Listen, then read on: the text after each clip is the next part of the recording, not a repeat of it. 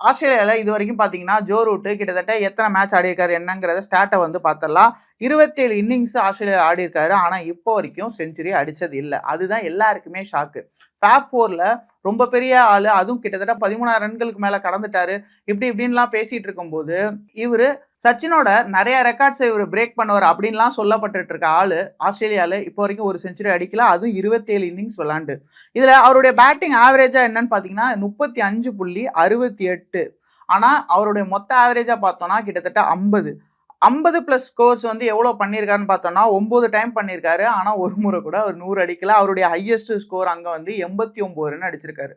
இது வந்து ரொம்ப பெரிய ஒரு பிரச்சனையாவே எல்லாருக்கும் இருக்கு. நம்ம பொதுவா எடுத்து வச்சு பார்த்தோம்னா, டெஸ்ட் மேட்ச்ல நம்மளுடைய கேப்டனா தற்போது இருக்கிற சுப்மன் கில் வந்து சேனா கண்ட்ரீஸ்ல பெருசா ஆவரேஜ் வைக்கல அப்படிங்கிறது தான் ஃபர்ஸ்ட் குற்றச்சாட்டாவே எல்லாரும் சொன்னாங்க. பட் ஆனா அவரு இப்போ இந்த 5 மேட்ச்ல வந்து செமையான பெர்ஃபார்மன்ஸ் பண்ணி கிட்டத்தட்ட 700 ரன்களுக்கு மேல அடிச்சிருந்தாரு. அதே போல அவருடைய ஆவரேஜும் வந்து டெவலப் பண்ணியிருக்காரு. அதே போல ஜோ ரூட் உலகம் ஃபுல்லா நல்லா விளையாண்டுருந்தாலும், எல்லா ஊர்லயும் செஞ்சுரி அடிச்சிருந்தாலும், ஆஸ்திரேலியால அவர் செஞ்சுரி அடிக்கலங்கிறது இப்போ வரைக்கும் ரொம்ப பெரிய ஒரு கேள்விக்குறியாவே இருந்துட்டு இருக்கு.